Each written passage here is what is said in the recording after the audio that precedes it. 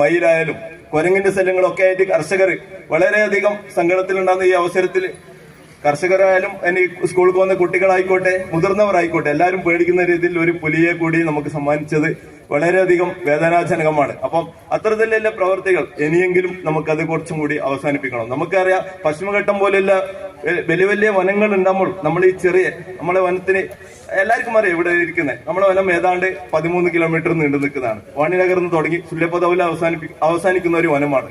അതിനായിട്ട് അപ്പുറം പോകുന്നില്ല, കണ്ണെടുക്കുന്ന അപ്പുറം. അതിന് വേറെ ഒരു വനമായിട്ട് ബന്ധിപ്പിക്കാനും പറ്റാത്ത ഒരു വനം കൂടിയാണ്. അത്ര നീളം 13 കിലോമീറ്റർ നീളം ഉണ്ടെങ്കിൽ അതിനെ വിടുത്ത് ഏതാണ്ട് അര കിലോമീറ്റർ 3/4 കിലോമീറ്റർ മാത്രമാണ്. കൂടിയ സ്ഥലങ്ങളിൽ 3/4 കിലോമീറ്റർ ഉണ്ടാവും സ്ട്രൈറ്റ് പോയാൽ, അല്ലെങ്കിൽ അര കിലോമീറ്ററിന് ഉള്ളിൽ നിൽക്കുന്ന അങ്ങനത്തെ ഒരു വനമാണ്. ഈ വനത്തിനെ മുറിച്ച് കടന്നുകൊണ്ട് പല കുട്ടികളായാലും മുതിർന്ന ആൾക്കാരായാലും ജോലിന്റെ ആവശ്യത്തിനായാലും സ്കൂളിന്റെ ആവശ്യത്തിനായാലും പോകുന്നത് പല സ്കൂളുകൾ. ഇന്ന് നേരത്തെ ഇപ്പോ ഒരു സ്കൂളിൽ മീറ്റിംഗ് നടത്തിയിട്ടാണ് അറിഞ്ഞത്. അപ്പൊ അവിടെ തന്നെ നമുക്കറിയാം ആ സ്കൂളിലുണ്ടായ വരുന്ന കുട്ടികളുടെ എണ്ണം കുറവുണ്ടായതുകൊണ്ടാണ് നേരത്തെ മഞ്ചേശ്വർ MLA നേതൃത്വത്തിൽ യോഗങ്ങൾ വിളിച്ചു ചേർത്തിട്ടാണ് അറിയാൻ വേണ്ടി സാധിച്ചത്. അതുപോലെ തന്നെ നമ്മളെ പഞ്ചായത്തിന് ഒരുപാട് പേര് കർണാടക സ്കൂളുകളിൽ പഠിക്കാൻ പോകുന്നുണ്ട്. അവിടെ സ്കൂളിന്റെ ടൈം തന്നെ വെട്ടി കുറക്കുന്ന ഒരു അവസ്ഥയാണ് ഇത്. 3 മണിക്ക് തന്നെ സ്കൂളുകൾ വിടും. ഓരോ കുട്ടി പഠിക്കാൻ കിട്ടുന്ന ഒരു സമയങ്ങളാണ് നഷ്ടപ്പെടുന്നത്. എക്സാം ടൈമാണ് വരാൻ പോകുന്നത്.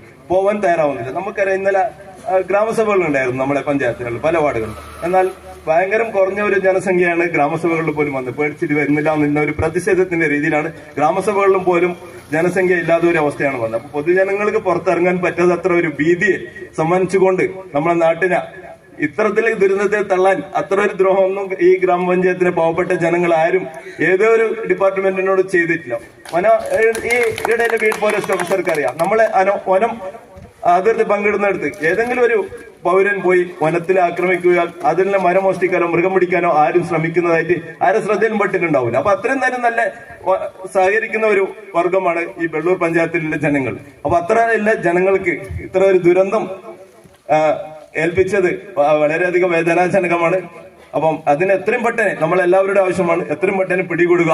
തിരിച്ച് നിങ്ങളെ വേറെ ഏതെങ്കിലും വനത്തിലേക്ക് മാറ്റുകയോ ഏടത്തേക്ക് മാറ്റുകയാലും നമുക്ക് കുഴപ്പമില്ല. നമ്മളെ അതിർത്തി പ്രദേശത്ത് നിന്ന് അത്തരത്തിലുള്ള ഒരു ഭീതി പടർത്തുന്ന ഒരു ഭീകരജീവിയെ മാറ്റണം എന്നിട്ട് മാത്രമാണ് നമുക്ക് പറയാനില്ല.